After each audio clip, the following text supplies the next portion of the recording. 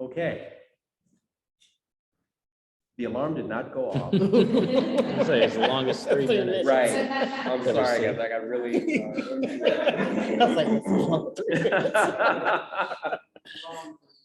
I said it and then I did not press start. For our guests online, please let us know if you hear us, if we need to speak up. We have our usual setup here. We have our 2 speakers on one screen, as you can see. We have a laptop in front of them with a microphone, and I am sitting next to them so you can hear me. Announcements. Thank you, Anthony. Hey. Kelsey, can you say a few words about the symposium in a bit? Just a bit? Okay, awesome. First up, updates on markers, on 2 markers. The People's Grocery Store marker, they have finally started to make it. During the pandemic and supply chain, it was very much delayed. And the last update I got, they started actually forging the thing this month or late August. So we're shooting to have that delivered in 2023. So that is awesome. The Pat Crump marker. We started the process with the city to get that done. We have language that we are going to propose. And the location, we have a location we are going to propose as well, Bells Park in that Mallory neighborhood.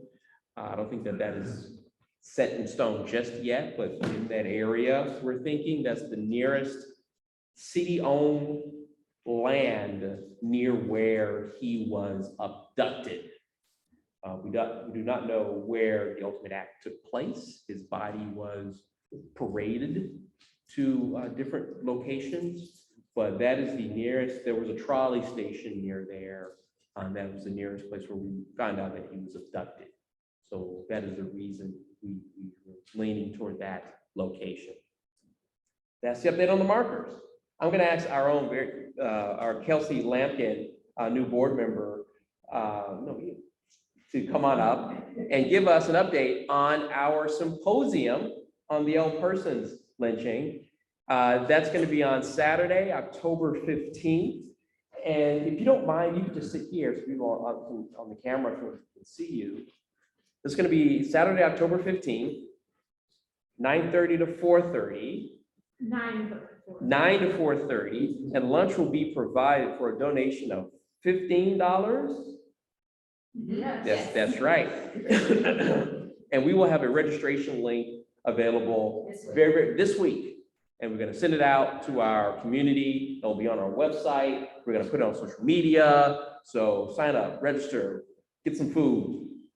And I'll turn it over to Kelsey for all the deets. Okay, yeah, you pretty much said everything. We've finally come to the end of all this long summer of planning. We have pretty much everything finalized. We're just doing a few last minute, just finalizing details with each of the speakers in the panels. But I think probably this week or next week, we're going to be starting to share promotional materials. So everyone here, if everyone watching can just share that far and wide, we want just a huge audience to tell the story of L Persons and just illustrate the significance and hopefully make our case to have the L Persons lynching site be part of the National Park Service. So, and if you could tell us a bit about the panels that we have. Yes, I don't have the notes with the specific titles with me, but we're going to have 4 panels. The first one is going to be telling the history of L Persons, the events that led to the lynching in May 1917, and then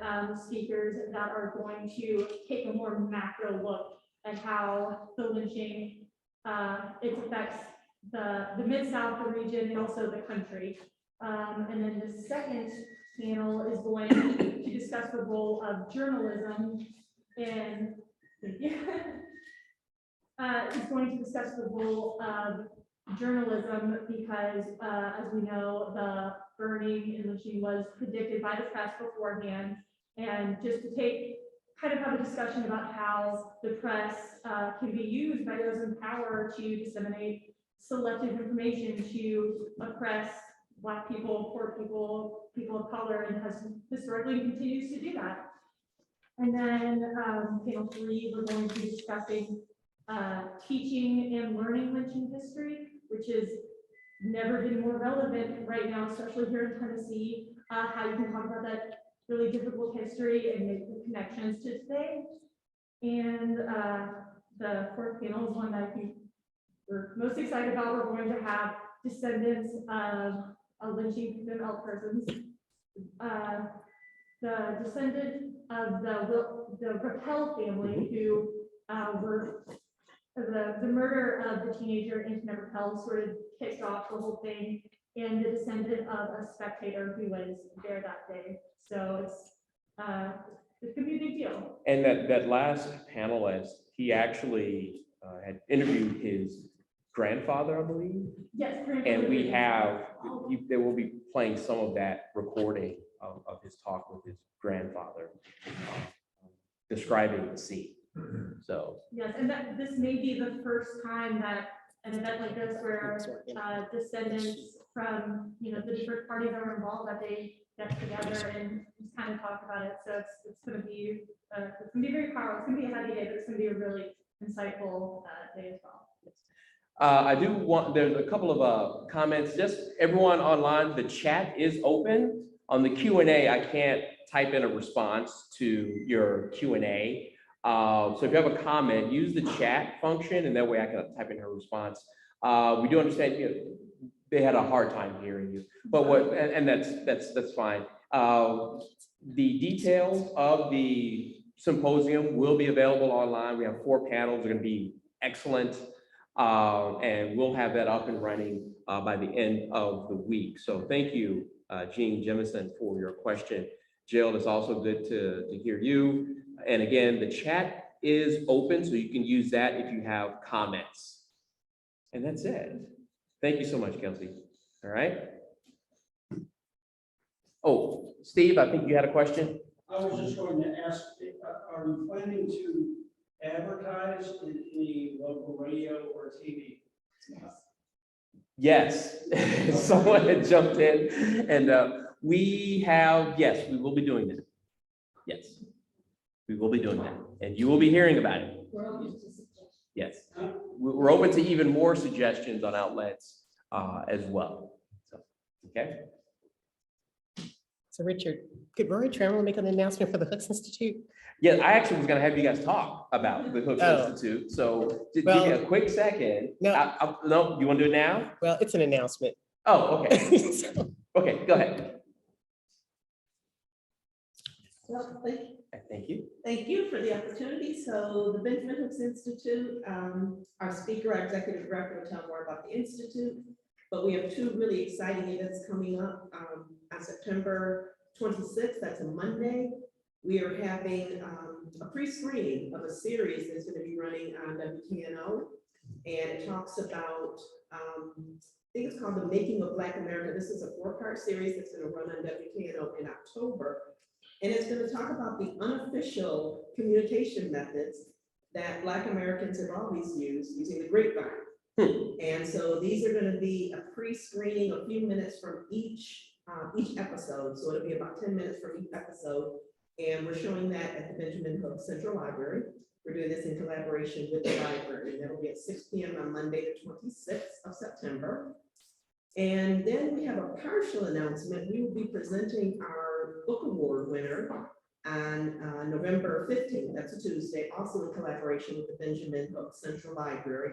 We can't announce the winner yet. But I will say it is a very impressive, we had a very impressive slate of nominations. And this is one that is a very unique one from the previous book award winners that we've had. And that winner will be here speaking on November 15th, and we'll have time for Q&A for that event as well. Both events are free, and it's nice to be able to partner with our somewhat sister institution, the Benjamin Hooks Central Library. Awesome. Thank you. Thank you so much. All right. This evening, we are very, very, very happy to have with us 2 very, very important people with the Hooks Institute. they gave me their bios, and a good chunk of it is about their film experience. I'm not going to read that part because I actually want them to talk about that part. But on your screen to your right, we have Daphene R. McFerren. She's the Executive Director of the Benjamin L. Hooks Institute for Social Change at the University of Memphis. She is responsible for strategic initiatives, staff management, and program and financial oversight of Hooks Institute operations. Ms. McFerren grew up in Fayette County, Tennessee, which is where my dad is from, where she completed public high school. She attended Yale College and Harvard Law School.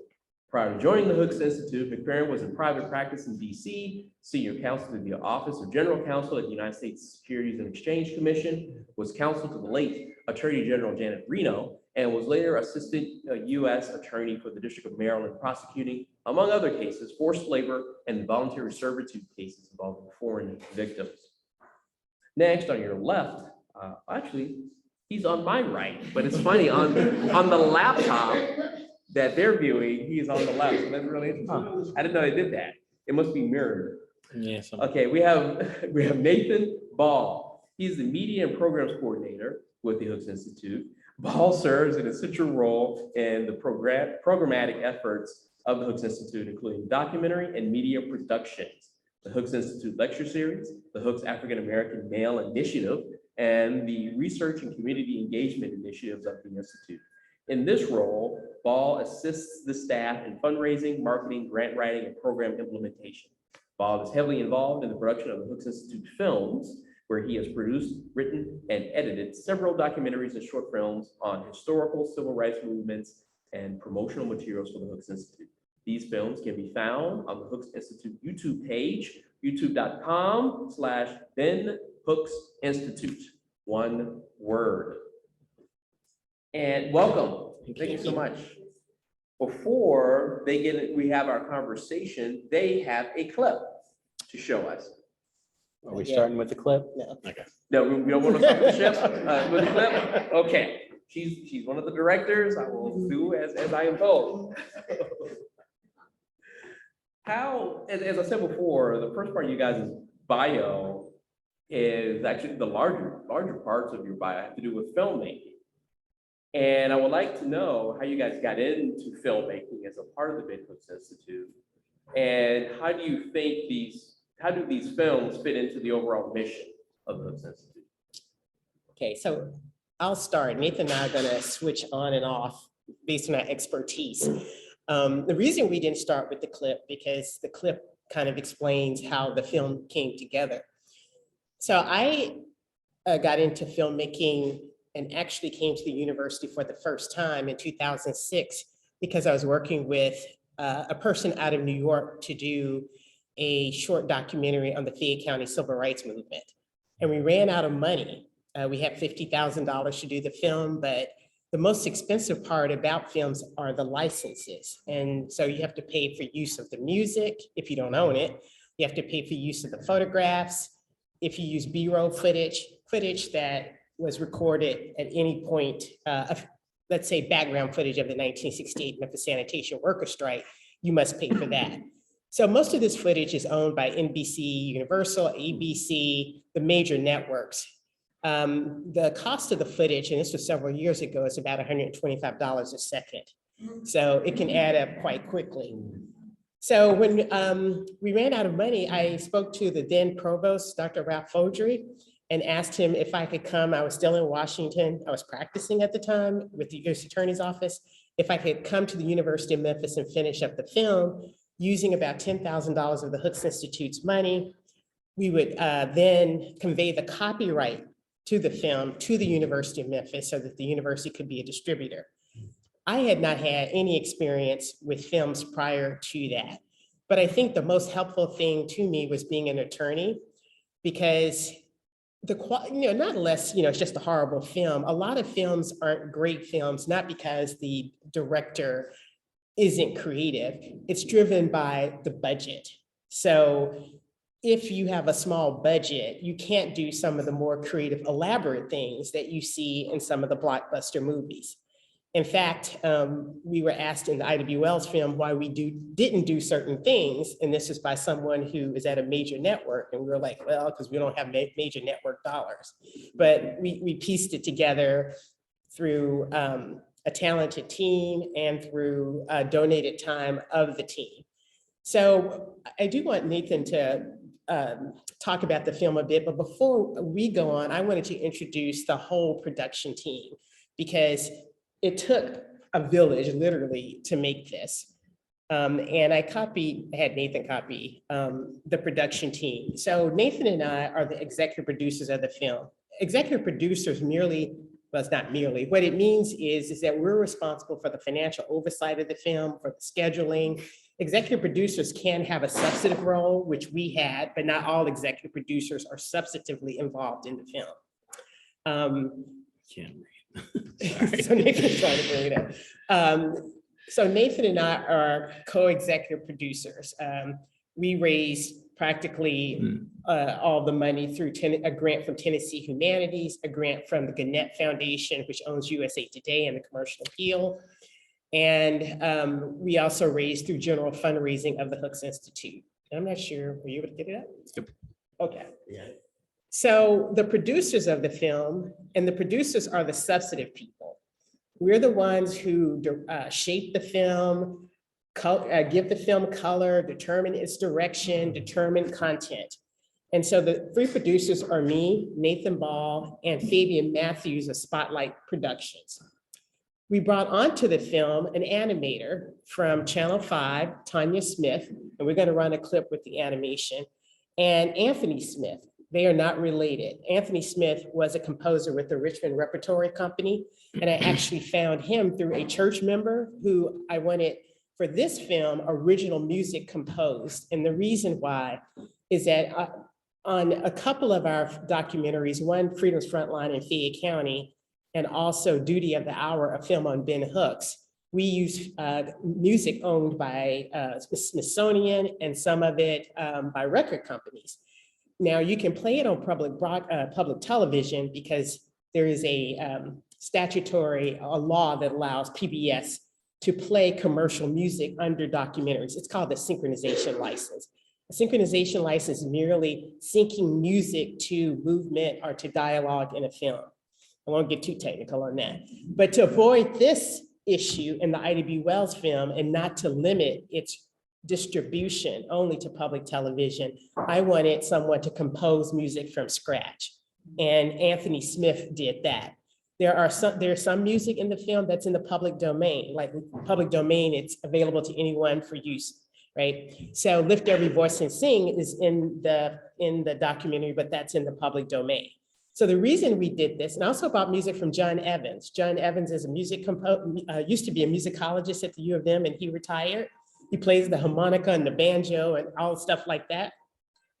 So at the end of the day, we own the music to the documentary, which is really critical. And so for the rest of the duration of the documentary's life, which is in infinity, we don't have to pay anyone for use of the music. All right, so we have to thank the whole team. Okay, so I will let Nathan talk about how he got involved, first of all, with the Hooks Institute. I guess I should tell you the mission. So our mission is teaching, studying, promoting civil rights and social change. We do that through our programs. One of our programs is the documentary film series. So if you go to, it's called Ben L. Hooks Institute. If you go to YouTube, you can see all the documentaries and video symposia that we have done. So initially we did a short that was 15 minutes of Ida B. Wells, for example, and we had something like 257,000 views of that. Then we got contacted by PolitiFact, which is a fact-checking arm of the Paultner Institute, if I'm pronouncing that right. And so they fact-check for Facebook and for national newspapers. And they contacted us because they were fact-checking a claim made by conservatives that the reason Ida B. Wells was not being given her due historically was because she was a Republican. So if you, it's crazy, right? So, so in any event, you know, they interviewed us along with, what's the lady who did the 1619 project? Yeah, so she was in the article as well, and we were debunking, like, clearly you have to be stupid, not to know that of that period, if you were, now Ida Wells said she was an independent, right? But if she had, but clearly she was aligned more with the Republican agenda of that period. So anyway, I met Nate as a graduate student, and I'm going to turn it over to Nate. Hi, I'm Nathan Ball. I began my career with the Hooks Institute as a graduate student while I was pursuing a master's degree in history from the University of Memphis. And I was brought on to produce a documentary, The Civil Rights Movement and Cultural Revolution, which is available to view on our YouTube channel. It's about 15 minutes long. It looks at the culture, music, and fashion of the 1960s and how the civil rights movement influenced those things. And that's the reason I was brought on. I was very lucky after I finished my degree to be brought on as a full-time member of the staff. And as I was finishing my degree, Daphne and myself and the staff worked on our initial grant application on this Ida Wells film from Tennessee Humanities. And I believe I graduated one week, and the next week we found out that I got the grant. So, or the Hooks Institute got the grant. So that was in about 2015. And that's where really how I got started. From there with the Hooks Institute, I've been doing interviews with civil rights activists, which you can also see on our YouTube channel. We have also now I'm working on another film about the tent city, the Fayette County Civil Rights Movement, which is a narrative film, which we'll begin filming next summer. And I'm doing that as well with the Hooks Institute. So our journey in this whole film, which we'll talk about more with Ida Wells' film, we'll talk about more, it was really a probably 7-year journey from concept to completion. Given that we are such a small staff, I think we did pretty well. It was basically, as me and Daphne were saying today, it was done basically by 2 people and 3 people if you include our other producers. So, but we're very proud of the product that we have created, and hopefully everybody will get to see it at some point. So. Yeah, it was shown at the Halloran Center, which was the premiere of it, and it was sold out for both showings at the Malco. Mm-hmm. So we have decided not to show it again publicly because we're on the film festival circuit, and we are also making, with the help of someone who is in broadcasting, making the kinds of changes that we need for streaming our other services. So why do we do these films? First of all, it's important that in today's era, you really cannot reach the masses unless you have some sort of media outlet. And we needed a way to both educate and entertain, and especially to reach younger audiences. So the filmmaking part of the Hooks Institute has become increasingly more important over time. We are expanding our work to include other contractors as well as faculty in the Department of Communications. It's also important to memorialize both the stories of civil rights activists of the 1960s, as well as contemporary events that are happening today. So if you look on our YouTube page, we have Black Lives Matter activists on some of our videos. We have students, we have Native Americans, we have Hispanic people talking about their experiences in America and their efforts to create a more just society. So this feature-length film is unusual. Feature-length is an hour or more, and that the length of it is unusual. But we make an effort to make sure that on an ongoing basis, we include the voices of marginalized people as we do our work. So back to the film. Right. So in 2015, around then, 2016, I just finished Duty of the Hour. And Nathan and I have done every film together as partners. The Fayette County film, and as most of you know, my parents are activists in that movement, or leaders of that movement. Well, I'm not on that film. Nathan is doing that by himself. I will act as a consultant and a big critic, but Right. but this is not, this will be, and I think it's important that another perspective, and in a narrative, it's also a fictional film. The facts are accurate, but the people are made up, and so we're exploring dynamics and relationships, in 15 minutes, so it's have to be very, you have to figure out how to discuss something complex in a short amount of time with fictional people that does justice to the actual events. So that's new for us. But, I'm proud that, Nathan will be, doing that on his own and, what? I'm not by myself. I do have a producer, Marty Lang, Yeah. and the script was written by a very talented or a very talented African-American woman who just started as an instructor at the University of Memphis Film School, Kristen Hill. So, which, it's not all just me. No, it's not. thankfully. Yeah, but I do sit back and read the script and go, that. Yep. That's her role. So that's my role. So that's, in addition to that, we have, as Rory just said, the National Book Award. We have the HAME program, which is the Hooks African American Male Initiative. That's one of our most successful and most popular community engagement programs. African-American men are doing better at the University of Memphis, but they're still among the lowest graduating groups. And it takes a lot of resources to sustain them and get them out the door, career ready, and to contribute to a career, but also their community. So the Hooks African-American Male Initiative focuses on that. Last year, we started a program called A Seat at the Table for women. Both our programs are open to anyone of any race or ethnic group, even though HAME focuses on African-American males. But ASAT focuses on women in general at the university. And we're trying to give them a leg up in becoming leaders in various sectors, because women, as you know, disproportionately suffer from lower incomes.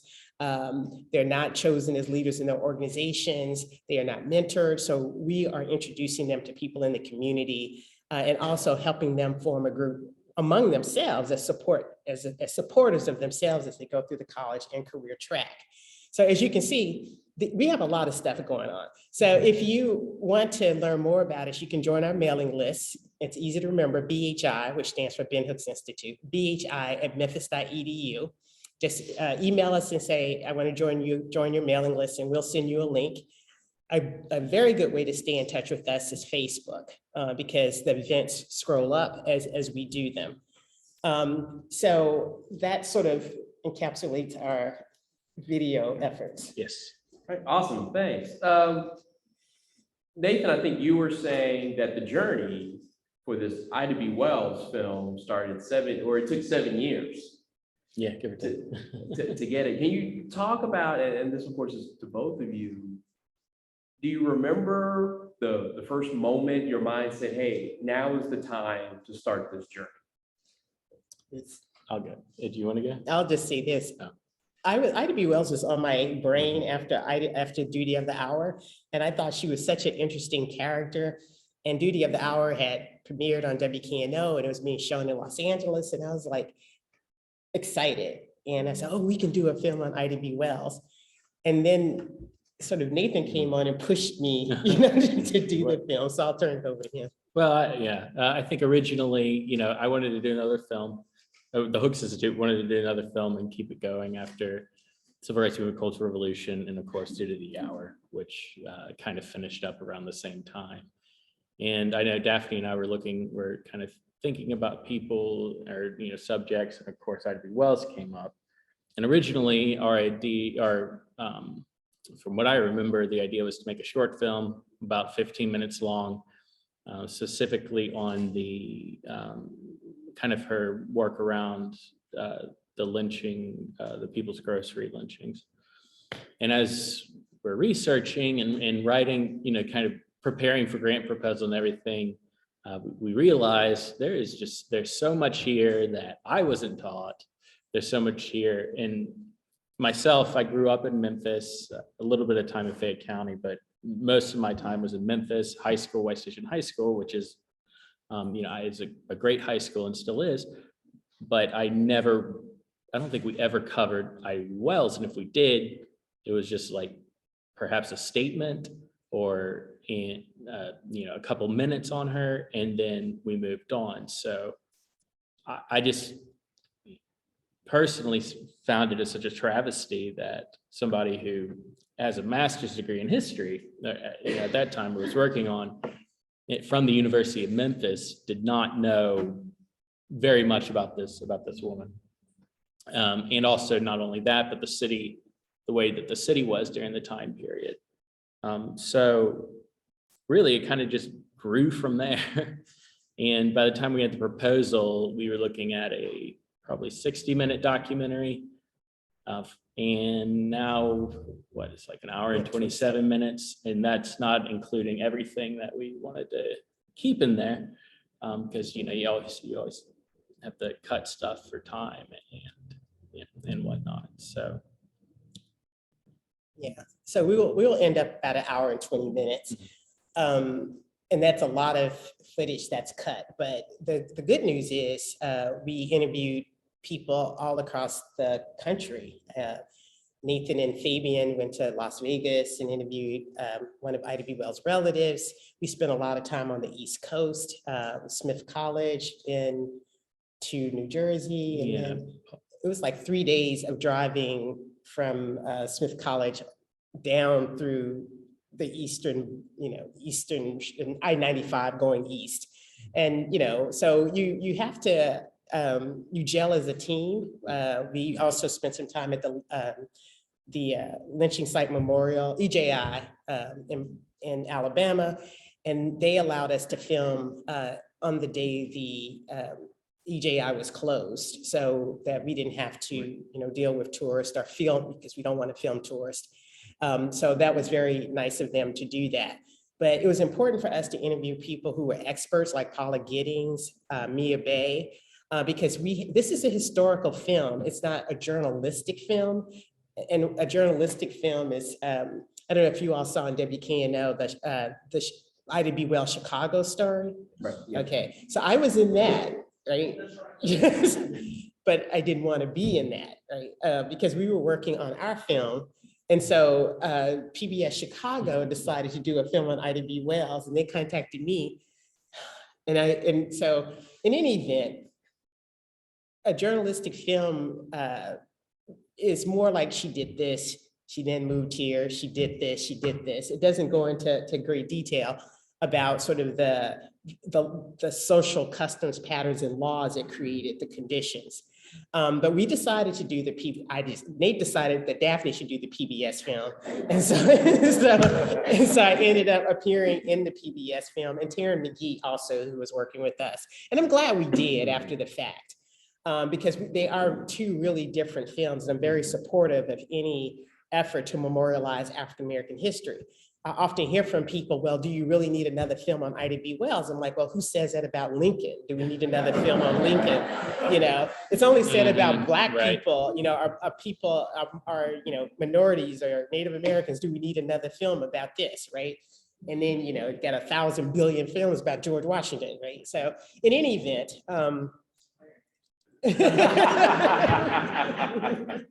you have a film about Spider-Man. So the fact that we have a historical film about Ida B. Wells and there's a journalistic film, there are two films, recently, doesn't say much, because you cannot cover her life in 1 or 2 hours. We call it Memphis and the Making of Ida B. Wells because we stop in Memphis, because Memphis, we not believe that, the evidence shows in her writings, Memphis shaped who she was. And I think Ida B. Wells was not as successful in Chicago as she was in Memphis, because I think, I don't think people can prosper in any place. I think she made the best she could out of Chicago when she was forced to leave Memphis.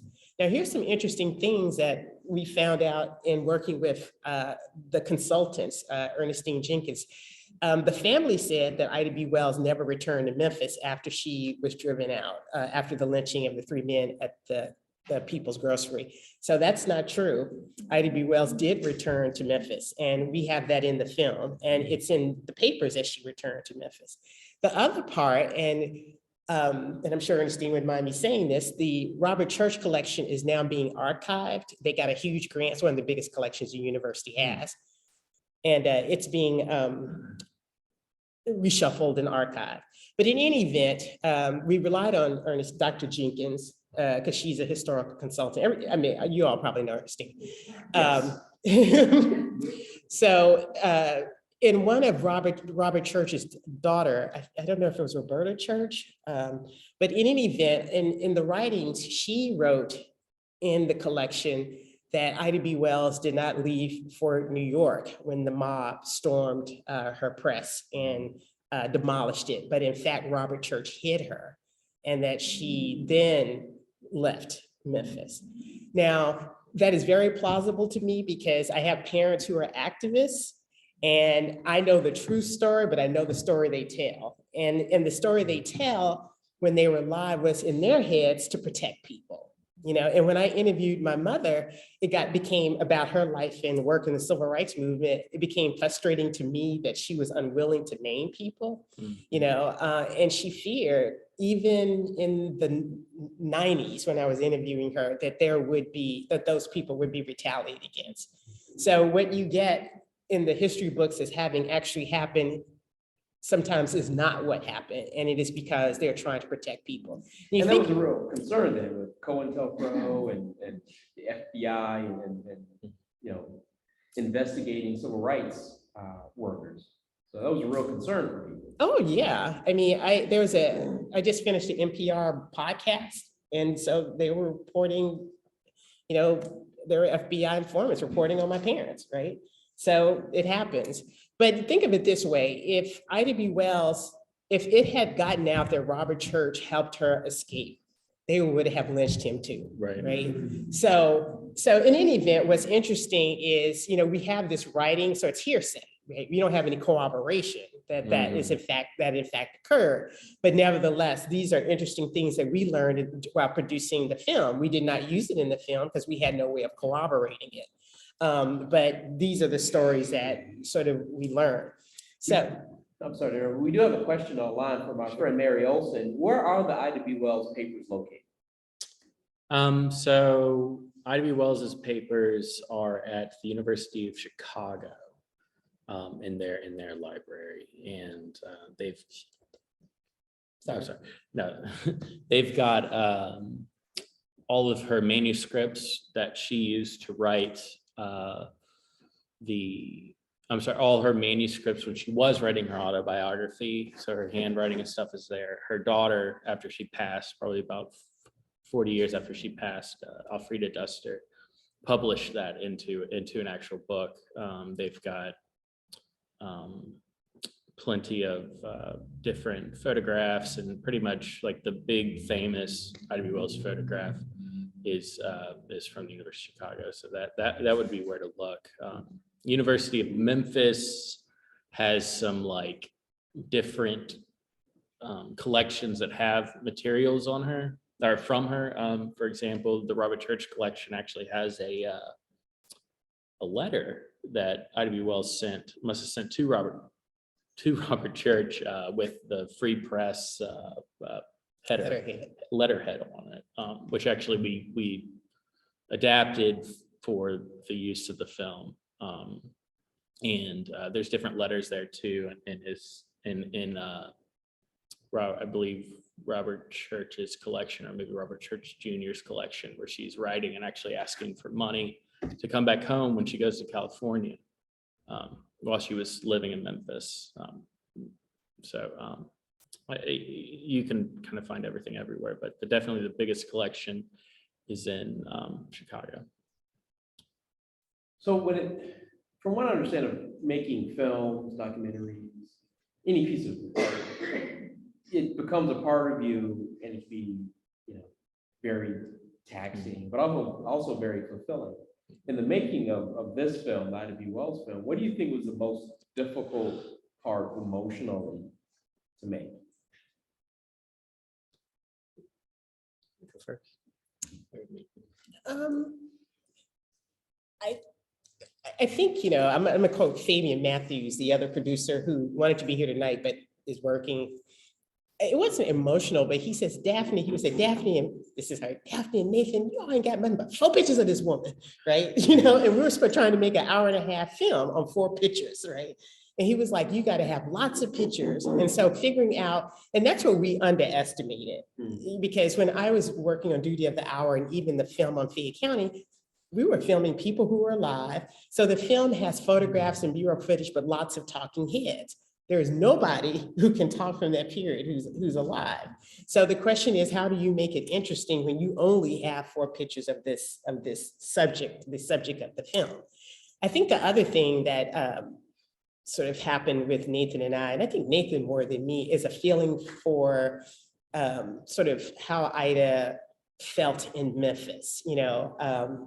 And I don't want to speak for Nathan. I'm talking about when you said she was depressed. Oh, yeah. Yes, sir. That was definitely the most interesting thing I found while researching, was reading her Memphis diary, which was done, compiled by Miriam DaCosta Willis, who is also in our film. But just and this shows up in our film too, just talking about how depressed she is, and how, you know, she's worried about her social status. She's sometimes she's going to weddings and she's kind of I don't know, upset that she's, you know, alone and these sort of things. So I think that's very, I just found it very interesting and humanized her very much, which I appreciated. And never enough money. Never And- enough and- money. And she had a brother who would constantly come to her for money. Right. She was supporting 2 of her sisters who was living with an aunt. She was, you know, she shopped a lot, you know, she wanted to look good. And part of that was the Victorian era, where moving up, and especially even in the African-American community at the time, was to look very good and ladylike all the time. And she loved clothes. She was a clothes horse, and she loved shopping. And she talks about that a lot in her diaries, about overspending, and she must stop, and then she goes out and shops again. So you see, and she's very attractive, right? So you see her struggling with being a young woman who's doing all the things young women want to do, but without any family support, because both of her parents are dead.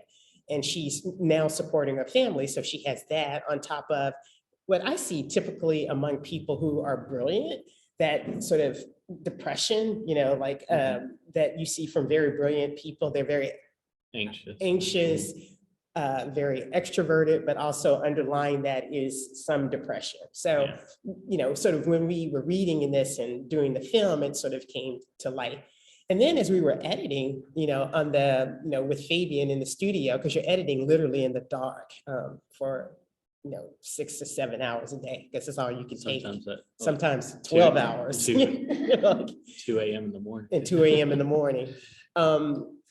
She starts talking to you, you know, it's like, you know, I mean, like, you know, like we would start, you know, get giddy after the 10th hour, right? And then, you know, it's like, right. And so we would start saying stuff like, oops, you know, Ida wouldn't approve of that. You can't say that, you know? And then we would start, you know, placing photographs and go, well, you know, she would see it this way. And you hear this from people who do plays and write books on historical figures. They start talking to you, like, and then like, are you going crazy? Are they? I'm not sure they're not talking to you, right? So, you know, we had that experience because we were with her like all the time. And this year toward April, we were working, you know, 5-6 days a week on the film, and just, you know, listening to the woman who's playing Ida and listening to, you know, the speakers, going over Ida's written text, you know, looking at her photographs. So, I mean, in some ways, you know, the person becomes just part of your being. I'll say, me personally, emotionally, it goes in 2 forms. One of them is just, I'm also a very anxious person. So just kind of looking at this very large film we have to make over 7 years and spending, like, how are we going to get this done kind of thing. I think that relates also to the photographs issue. We've only got 6 photographs of her. How are we going to put this together and where it to be entertaining? I'll say the other thing too, and as an historian, when I'm looking at some of these lynching photographs that are very, very graphic photographs and just absolutely terrible. And when I'm researching this stuff and writing this stuff, I'm looking at this from a historical perspective. And so sometimes I think maybe it's a defense mechanism. You kind of got to pull yourself away from the personal and when you're finding these photos and you almost become desensitized to it. But I remember when I was watching at the premiere, my wife was sitting next to me and we were watching the film, and I've seen these photographs hundreds of times. And once the lynching photographs come up, I see people around me start to kind of like look to the side, like not wanting to like see what's happening on screen. And my wife actually said afterwards, she said, I started to turn my head away because it was so graphic. But then she said she thought to herself, no, like I got to look at this because that's what that was the whole point of Ida B. Wells showing everybody these pictures, is how brutal and graphic it was. So I think there was a lot of emotional baggage there that I think maybe I put up a defense mechanism for it really, since I had to deal with it so much, but that was hard. On the photos, I got another question for Mary about, is there a collection of pictures she took? You mentioned earlier, you guys had, what, 6 photos? Of Ida. Yeah, there's In existence or just in your possession? in existence. So we found, there's the University of Chicago photo, had a few photos of her. Also, we're trying to get the right time period. She's older, there's a couple of photos where she's older, which we do use near the end. But we were searching through newspapers from the time period, finding magazines and newspapers where they would just kind of sketch her. And actually, I think found some pretty cool stuff there. So those of course show up in the film, but the ones that were good enough, because a lot of them were like, this is not very good, and Fabian wouldn't let me put it on. Put it in the film. Yeah, I mean, so when we say Memphis in the making of Ida B. Wells, we're talking her from 15 or so when she was orphaned until she was driven out of Memphis, which is early 30s. We're not dealing with the Chicago years where she's in her 40s, 50s, and 60s. So those pictures were not relevant to the film. Well, you know what I'm saying. So in any event, so we ended up with about 6. So I guess, we're running out of time. So we can, before we show the clip, the question is, how do we make a film with so few photographs? So this is where Fabian came in. He says, you got to have an animator. We interviewed an animator from Los Angeles. That didn't work out for and we got the right person, Tanya Smith, because Tanya Hart was in the film, and she was, she was going up and beyond where we wanted to go, over and beyond, in terms of like the quality of the work. And she did a magnificent job. And our composer as well. So we have, to make up this, we have an actress in reenactments. The University of Memphis Theater Department provided the 1800 costumes and staffed the set that day. We did one day of filming for for footage of Ida B. Wells reenactments. We also have animations. We also have B-roll footage that we got from the Library of Congress. And then we have a few photographs of Ida, and we have expert, I don't like to use the word talking heads, but that's what they're, expert talking heads in the film. So we tried to pull a clip that would embody all of that. Yeah. Also, Gary Golightly did some backgrounds for us, which you'll see as well, to make it interesting. Just, instead of just black in the background, we wanted to make it more interesting when we had these photos up. So Nathan, why don't you set up the scene we're seeing? So this scene here, I actually started it a few seconds early, but you'll get to see these really pretty backgrounds. So, well, I'll start it there. This is right after Reconstruction has ended, and Ida B. Wells is with her grandmother, and she's learning that her parents have died of the yellow fever, and a child. So you'll see, and one of the babies in the family. So you'll see kind of examples of our of how we did it. Late 1870s, Newly elected President Rutherford B. Hayes removed federal troops from the South, ending Reconstruction. Free from federal oversight, white supremacists successfully regained control of the South through violence and intimidation.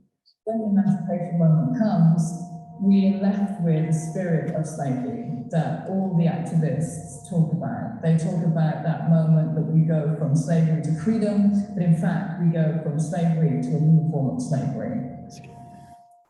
In 1878, disaster struck the southern United States. Yellow fever, a mosquito-borne virus, appeared in New Orleans in July. Traveling along the trade routes of the Mississippi River, the epidemic spread to Memphis, decimating the population.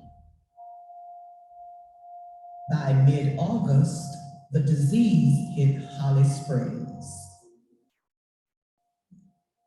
Yellow fever began with an illness similar to the flu. However, within a few days, victims developed a high fever and bleeding. Many died from the eventual shock and failure of organ systems.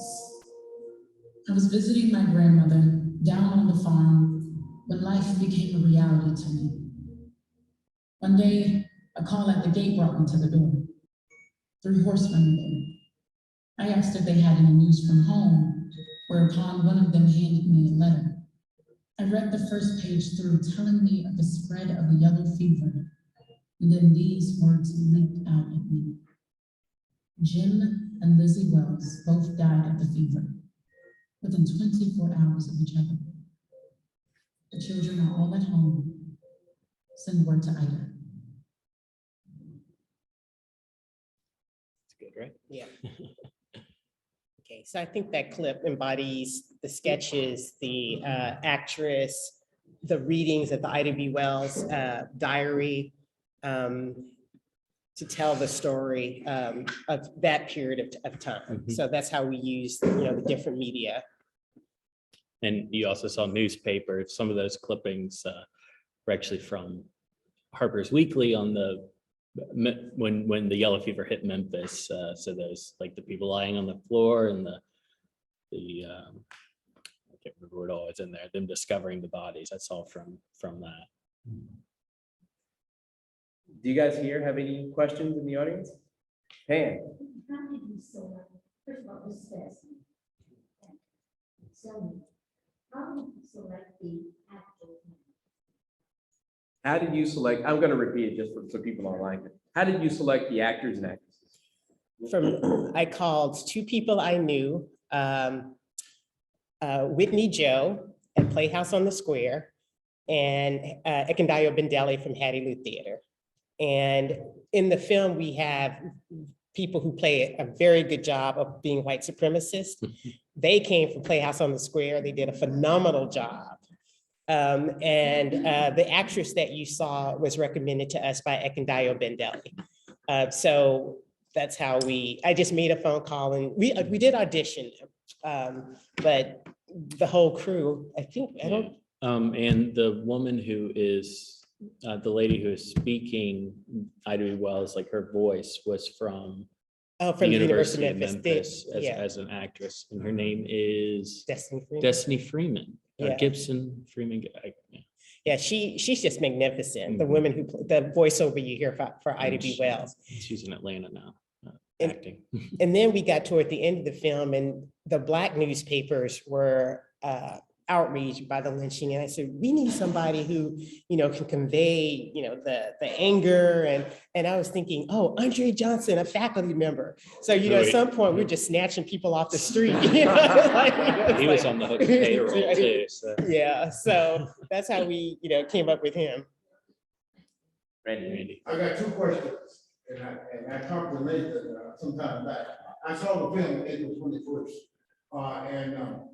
first question is because I think about when you said entertainment and education. I wonder with the film, you had the premiere back in April, then you had, of course, April 21st and 28th. Is there going to be some type of continuation for conversation? Because I know that was asked. The second question is, for someone that actually does not live in Memphis, how can they see the film? So we're working on that. So the hard part is, the second hard part is the distribution part, And so we have finished the film and we are working with people to get it distributed. Now, I do have to say too, this is also a way for the Hooks Institute to make money because we don't get all of our funding from the university. So we're constantly figuring out ways to raise approximately $150,000 to $200,000 additional each year to meet payroll and direct programming expenses. So first of all, we do plan to show it on campus for University of Memphis students, because it would be tragic if the students on campus don't see it. Then we do plan to show it in various cities connected to Ida B. Wells, select cities. And then the goal is to get it on a streaming platform so that it's available to everyone, right? Everybody's on a streaming platform. So to accompany this, we, we'll have to do a teacher's guide to the film, that generally happens with it.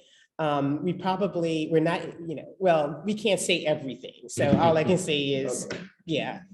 But you'll find out there, so stay tuned. There Well, might one quick be question I ways to watch it. Yeah. One quick question. You said you guys are on or about to be on the film Festival film circuit, festival yeah. circuit. Can you talk about what film festival you'll be in? Is that possible? Well, No? so I can't talk right Okay. now. We've applied to several, but But keep your eyes peeled. open. There should be Okay. ways to So look. for those online that could be coming to a city near you. Maybe, or online as well Right. in those cities. Sign up for BHI, memphis.edu. We'll And my let you know. last question, that really, it comes to me all the time. After Ida B. Wells' parents had died, right, she came to Memphis, right? I've always been concerned after she died because of what happened, the free speech and headline was right. I wonder, because she's taking care of siblings, what happens to her children after she died? So You mean her siblings? her siblings. So we, obviously there was a struggle early on whether or not to include that part of the story. And what she's doing when her parents die, basically the people in her father's what do you call it, labor union group wanted to parcel everybody up, and I believe the two eldest brothers went to work as apprentices, carpenter apprentices. There was one child who was had some mentally ill, and I think she went to an institution. It's very sad, and then two sisters who moved to Memphis with Wells and went to go live with Aunt Fanny. And Aunt Fanny was living in Memphis. Her husband actually had died of the fever as well. So I guess, probably a couple of years after the yellow fever was when Ida B. Wells moved in. From what I understand, and I might be wrong on this because it wasn't my intense part of study, but I believe the siblings while Wells was still a teacher, I believe the siblings and Aunt Fanny moved to California. So they were, because Ida B. Wells, we don't have it in the film, but there's a time period where she goes to California because I think she's thinking about moving out there. She has like a job set up in Oklahoma as a teacher. She spends one day there and says, nope, and I'm going home. And so basically, and that's why she's writing Robert Church to come home. For money. But for money. Which that letter is, one of those letters is in the archive. Steve? I heard you say the film is finished now, and it occurred to me the film that we saw at Malco was not the finished film. So for streaming purposes, sometimes, not sometimes, if you want it on some platforms, you do lose total control over it because they will ask for edits. And also they may ask for voice changes. So what you see, it won't be changed, it won't be a different film, but there will be changes to comply with the standards and the person who is going to be the distributor. Right. Well, I remember now that I asked at Right. screening for feedback. from the Feedback, yeah. audience. So did you get any feedback and incorporate any of that? The Malcolm. I think we did, that was for our grantors, so that we have some, evidence that we showed it and people are seeing it and what they thought about it. And I think there was a few comments, I can't remember them right now, but One was yeah. speeding up the narration. Speeding up the Which we narration. agree with. I think it, there are places where, I know, you yeah. would increase the speed of the Yeah. events. So, but that stuff you see, you have to get away from it. It's like working on it intensely and you have to step Right. back without looking at it for 2 or 3 months and go, oh, But no major artistic. No. focus on it. I mean, there might be some, fine tuning it really. We can't really speak right now Okay. necessarily on what could possibly happen, but it won't narratively and for the most part shouldn't change too much. We won't be adding in different storylines, I guess. So for example, it's 1 hour and 27 minutes. Yeah. So we've got to get it You to gotta 1 cut hour and some. 20. That's a lot of cutting. Yeah. 10 minutes is a lot of cutting, right? So we're going to be agonizing over that. And we have people looking at it now who are film people going, where can we get this 10 minutes from? Right. That's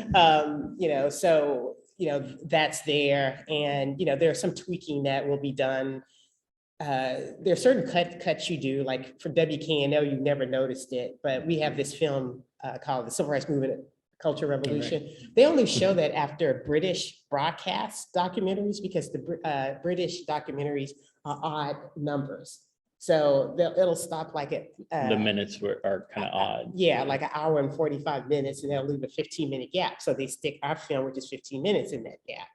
But American documentaries, half an hour is 27 minutes, and an hour documentary might be 57. That's for 3 minutes or so of commercials. So you have to, when somebody buys it, you have to sort of make those adjustments if it's appropriate. Any other questions? I was going to ask a question. Hey, everyone, my name is Nathaniel. The question that I had, you mentioned that this project took about 7 years. Now, once this project is over, what is the next goal? And the question was basically, what is the next goal? What's the next project?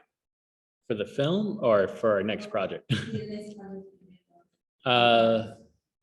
I guess the next project we're doing is a short narrative film on the Fayette County Civil Rights Movement, where it's a fictional 15-minute short film we're doing with some people from the University of Memphis Film School,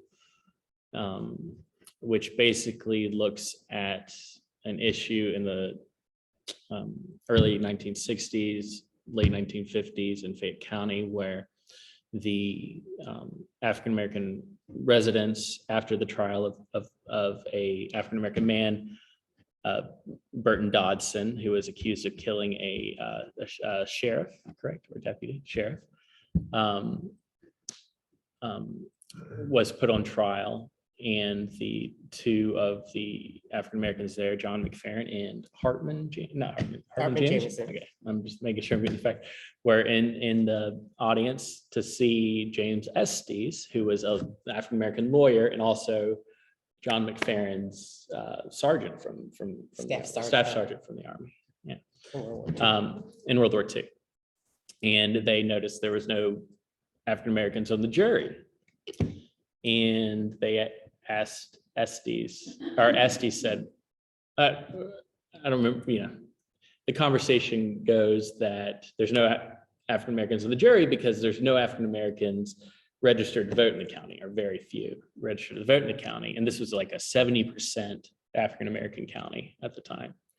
And so Hartman Jameson, John McFerren, and others began a voter registration drive where they would register African-Americans. They and others in the movement and people who registered to vote were blacklisted like a list was handed around the county with their names on it, which you can actually, we have pictures of the blacklist, correct? Where they couldn't buy groceries, gas, they couldn't, medical care, anything. They were canceled. They were, really canceled. And some of the, a lot of the county were sharecroppers, which is kind of a system left over after, it's kind of the descendant of slavery, really, where tenant farmers, they basically rent out the land. And at the end of the day, you, with a contract, you give a certain amount of money to your landlord. What ends up happening is it's a cycle of debt. Nobody really ever gets out of it. But the sharecroppers that registered to vote were evicted and had no place to live in the county. So 2 African Americans in the county, Gertrude Beasley and Shepherd Tolles, thank you, set up basically tent cities to house them.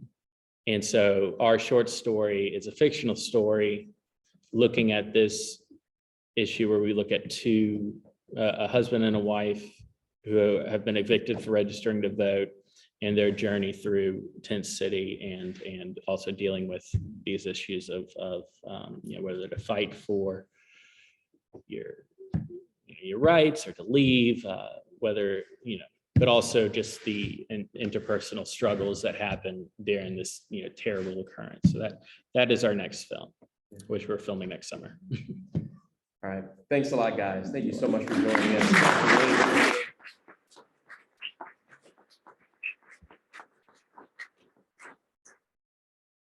So be on the lookout for the film wherever you are. And don't forget Saturday, October 15th, 9 to 4:30 at First Congregational Church is the L Person Symposium. Please stay tuned to our channels to find out, to get the registration link and further information. Thank you guys again. You guys have a good month. Thank you.